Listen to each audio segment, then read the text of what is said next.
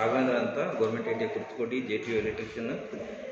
ನಮ್ಮ bill of materials is the exam AITT exam July 2025 bill of materials ನೋಡಿದ್ರೆ ನಮಗೆ ಇದು ಹಾಫ್ ವೇ ರೆಕ್ಟಿಫೈರ್ ಇದೆ.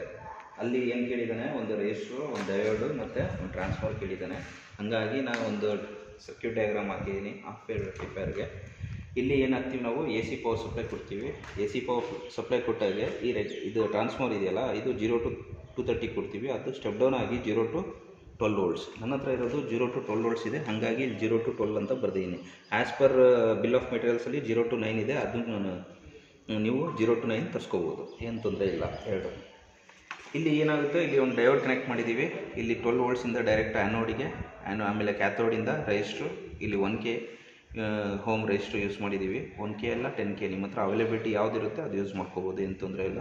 ಅಲ್ಲಿಂದ ಡೈರೆಕ್ಟಾಗಿ 0 voltsಗೆ ಕೊಟ್ಟಿದ್ದೀವಿ. ಆಮೇಲೆ ನಿಮಗೇನಾದರೂ ಫಿಲ್ಟರ್ಸ್ ಅವನು 1000 ಮೈಕ್ರೋಫ್ಯಾರಡ್ ಹೇಳಿದ್ದಾನೆ, ಅದು ಬೇಕಾದ್ರೆ ಫಿಲ್ಟ್ರಾಗಿ ನೀವು ಯೂಸ್ ಮಾಡ್ಬೋದು. ಫಿಲ್ಟ್ರ್ ಯಾಕೆ ಯೂಸ್ ಮಾಡ್ತೀವಿ ಅಂದರೆ, ನಿಮ್ಮ ಔಟ್ಪುಟ್ಟಲ್ಲಿ ವೇವ್ ಫಾರ್ಮ್ ಇರುತ್ತಲ್ಲ, ಆ ವೇವ್ ಫಾರ್ಮ್ ಏನಾದರೂ ಸ್ಪೈಕ್ಸ್ ಇದ್ದರೆ, ಈ ಥರ ಸ್ಪೈಕ್ಸ್ ಚಿಕ್ಕದಾಗಿ ಡಿಸ್ಟರ್ಬೆನ್ಸ್ ಇದ್ದರೆ ಅದನ್ನು ಓವರ್ಕಮ್ ಮಾಡೋಕ್ಕೆ ನೀವು ಕೆಪಾಸಿಟ್ರ್ ಯೂಸ್ ಮಾಡಿರ್ತೀವಿ. ಅರ್ಥ ಆಯ್ತಾ? ಈ ಕೆಪಾಸಿಟ್ರ್ ಯೂಸ್ ಮಾಡದೇ ಇದ್ದರೂ ಕೂಡ ನಿಮಗೆ DC ಆಗಿ ಕನ್ವರ್ಟ್ ಆಗುತ್ತೆ. ಯೂಸ್ ಮಾಡಿದ್ರು ಕೂಡ ಸ್ವಲ್ಪ ಕ್ಲಿಯರಿಟಿಯಾಗಿ DC ಔಟ್ಪುಟ್ ವೇವ್ ಫಾರ್ಮ್ ಬರುತ್ತೆ. ಈಗ ನಾವು ಕೊಡ್ತಿರೋದು AC. ನೀವು ನೋಡ್ಬೋದು, ನಾನು ಫಸ್ಟ್ ಈಗ ಇನ್ಪುಟ್ ವೇವ್ ಫಾರ್ಮ್ ತೋರಿಸ್ತೀನಿ. ಇನ್ಪುಟ್ ವೇವ್ ಫಾರ್ಮು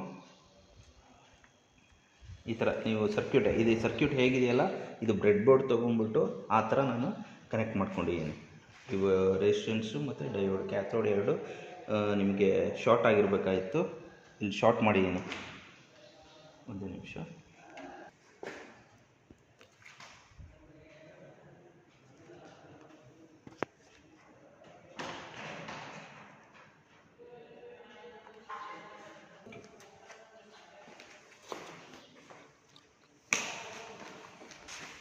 ಓಕೆ, ಇದು ನಮಗೆ ಈಗ ಹಾಫ್ ವೇ ರೆಕ್ಟಿಫೈರ್ ಅಂತ ಹೇಳಿದ್ದೀವಿ.